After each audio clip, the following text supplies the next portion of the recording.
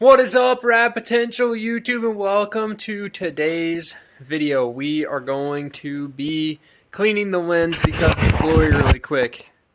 Better. Okay, anyways, we are going to be finding parts that I have here that I wouldn't say are necessarily just laying around, but they are currently laying around because when Calvin and I went to pick up, or even before we went to pick up the Convertible REPU, we had already kind of decided between me, Charles, and Calvin and the Tennessee whatever folks, basically between me, Charles, and Calvin, what engine we were going to run in that truck. So being that Charles has an engine that we were running in, it was in my REPU, and then it got put in Charles's red REPU, then it popped a coolant seal, then we took it apart, and we decided that since it was just a good street port, old school 4-port block, we're going to rebuild that. So what we're doing right now is we're finding parts to put this engine back together. All of that back history stuff aside.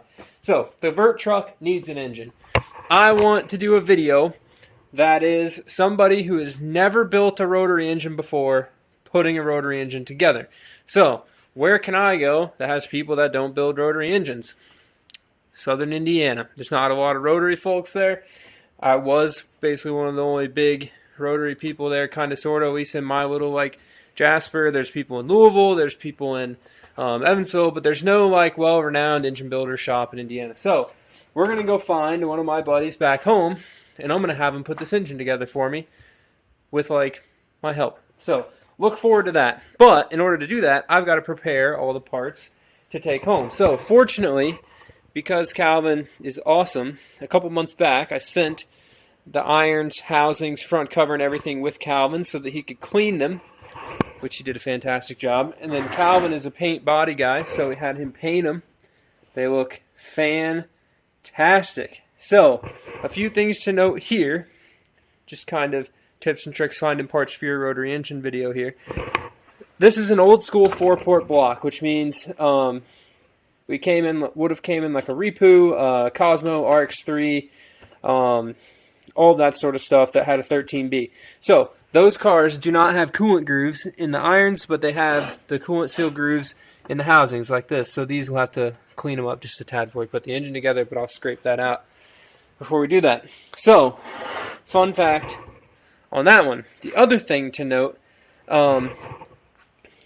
if you're going to not run your oil metering pump, this is a good time to come in here and put the a block off in here for your oil metering pump. Now, you might ask, 1974 rotary truck engine, why does that have an oil metering pump fitting? Well, they don't. On a 74 REPU, it would have put it in the carburetor, but on this, these are actually GSLSE housings because of that. And if I'm wrong, then I'm wrong, but I'm pretty sure that that's why that is there. So GSLSE housings also have the coolant grooves on the housing and not the iron, even though that was a 6-port block. So that's what these are right here. GSLSE housings, 4-port rotary plates. So what does a 4-port plate get you, and what is, we'll say, usable with a 4-port plate or whatever? So most of the 4-port plates are at least like this, big center port. Some of the 12As and some of the older ones had short center ports, so just be wary of that. Some of your intake gaskets won't be cut out to fit this. You'll have to make the hole bigger. This right here is why it's a 4-port. It's because there's 1, 2, 3, 4 ports across there. To move over to this engine really quick, this is called a 6-port engine because 1, 2, 3, 4, 5, 6. Keep that in mind. Another thing that you may notice, see, feel, whatever, this right here is an exhaust recirculation port on the center iron. I slide it out just so you can see, and I actually had a friend building his own rotary engine for the first time ask me, because he's running a turbo center plate, that this port was not covered up by his lower intake manifold. So it really doesn't matter, but it kind of does. Basically how this works, and on certain engines it's there and certain engines it's not, and now realizing this, hopefully he watches this, these have holes right here in the exhaust sleeves that recirculate exhaust gas out these holes, and then that comes up the center iron out of here to help heat up stuff in the intake. So you will need to block this off if you cannot block them off here. Some of the engines have a port on the actual face of the housing. This one doesn't.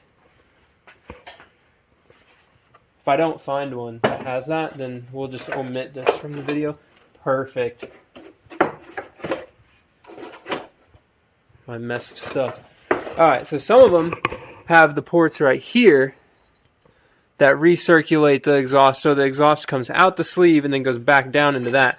And it still works off the same principle where it splits it out these sides and comes up in the center iron. So, be aware of that. Now, moving on to more, well, we'll just continue with the block stuff. There's one more thing. Your front cover. So, most of the old school front covers will look like so. There are some variations in the oil metering pump area, so just be aware of that. All the old school motors, like 1985 and prior, basically are going to mount on the front cover like this. There might be some variations in the twin dizzy stuff, but you or I will probably never come across those. So front plate mount here.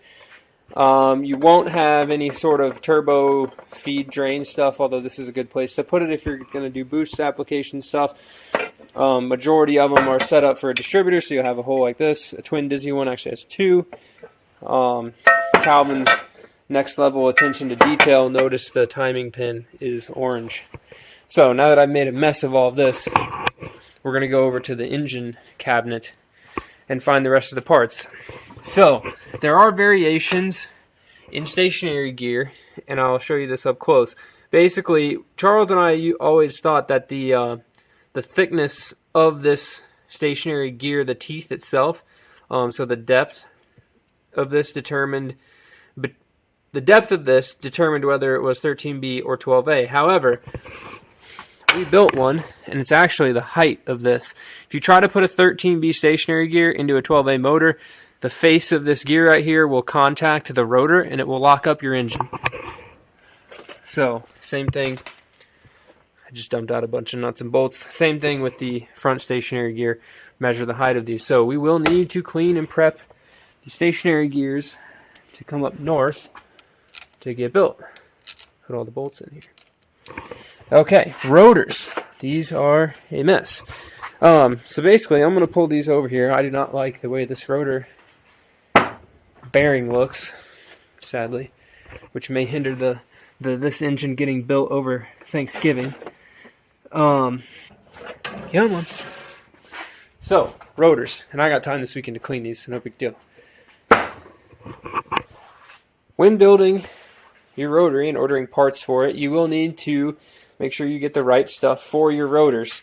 Old school rotors, like for this engine, which I would have to look at cutouts next to each other, but my guess would be that these are GSLSE rotors and not truck rotors. But I could be wrong, so we just got to make sure. I'm pretty sure we had a 304 flywheel on the back of this, and Charles can comment below if I called it out wrong, but I don't think we had a truck flywheel on this. And since these are 3mm apex seals, they're definitely not Series 4 rotors. So, the balance of your rotors matters, the cleanliness of your rotors matters, and the series of your rotors matters. Saucy. The gear side is going to tell you everything you need to know about your rotors, basically. So on the gear side of your rotor, you're going to see a letter right here. So that's a letter B. On the gear side of this rotor, we see another letter B. So these are a matched, balanced pair. You can only go one letter in either direction away. So if you have a B rotor, it will work with a C rotor and an A rotor, but a B rotor will not work with a D rotor. Fun fact. So check that. Some people just throw rotors in a box and say, here, you can build your engine. Make sure they're balanced right. The other thing that matters, too, is the series of these rotors. So REPU and GSLSE rotors share the same balance, meaning that you can use a GSLSE flywheel on a REPU engine or vice versa. The REPU flywheel is the heaviest flywheel out there. It's like 35 pounds. That's why they make torque rotational mass and inertia versus actually making tons of torque over a lighter flywheel. So keep that in mind when you are putting your engine together. Those flywheels are also matched to a front counterweight. So your rotors, your flywheel, and your front counterweight all have to match. That does not mean you can't switch out the E-shaft. So you could put different rotors, counterweight, and anything on just about any E-shaft, as long as it's 13B E-shaft, 12A E-shaft. You obviously can't interchange those two. Things to think about too with your E-shaft. Some are lighter and stronger than others. Others have varying, we'll just say oil passages and stuff. The later models are going to have a thermal pellet. The earlier ones are solid. So you just need to know that before you go in, because you don't want to be like putting an old school stationary gear on a newer motor, I guess. At least I've never done it that way. I don't know if you can, but I would say just keep that in and of itself correct. The other thing to note is that your front timing pulley, which let me find one, I'll show you. Your front timing pulley should be left with its E-shaft. So this has the front timing pulley in it. Now I don't know if it's the original one of this engine. I never built the engine in the first place, but this is what Charles and I took off the engine. So your front timing pulley here and the pulley that's on it, so the hub and the pulley are mated together. I would not advise running different hubs on different E-shafts that they didn't come on. So for example, I wouldn't take a hub from an FC RX-7, like a Series 4 NA or something, and put it on an old school E-shaft.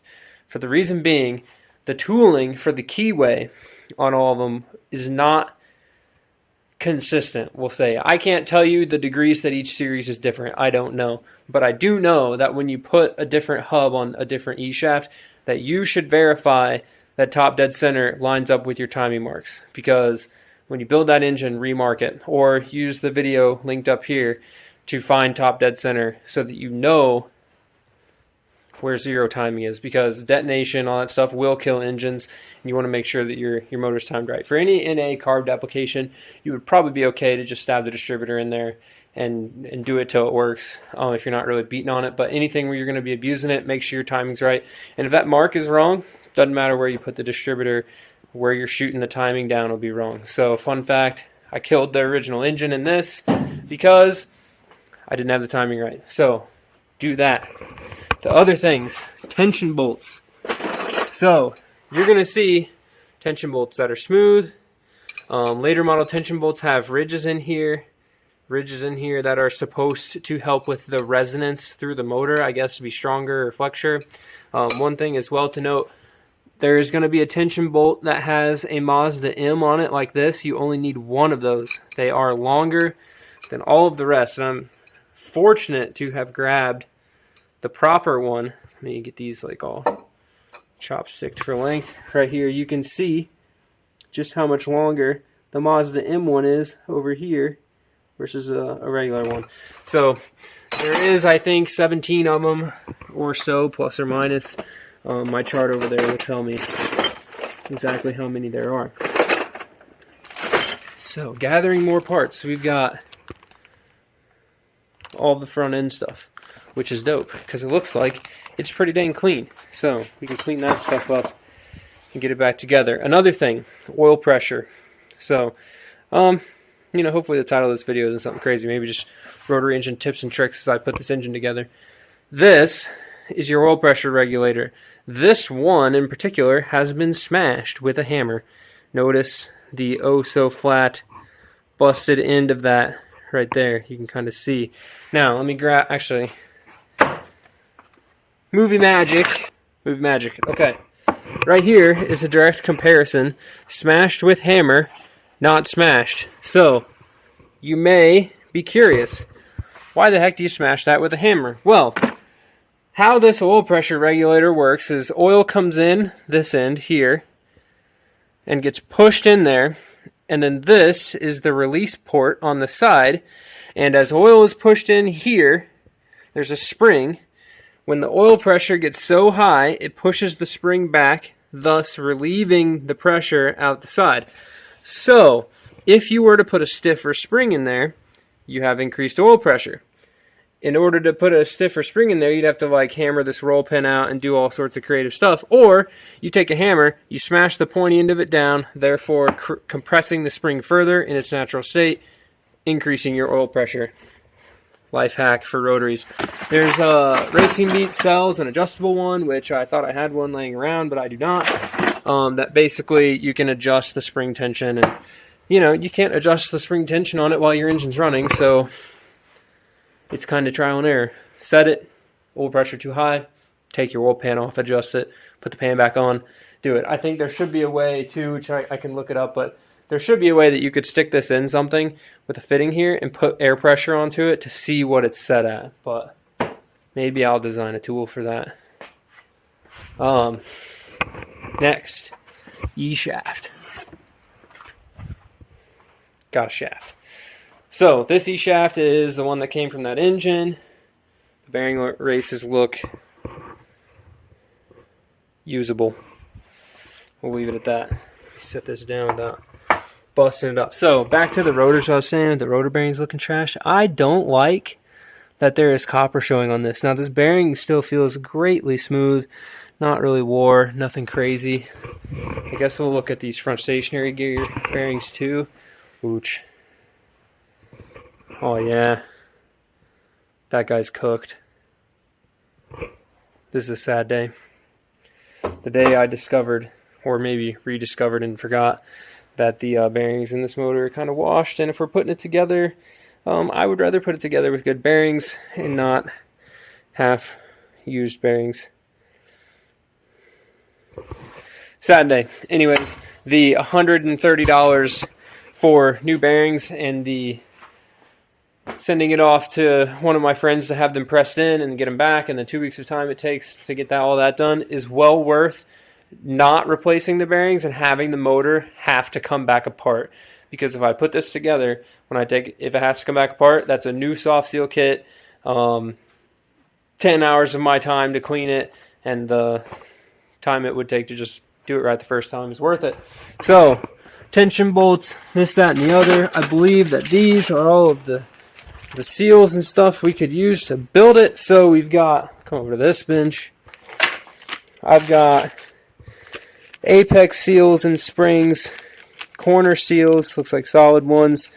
We've got side seals and springs in here, the Torrington bearings, corner seal springs, and everything. So the one thing, what do these look like? Oil control rings.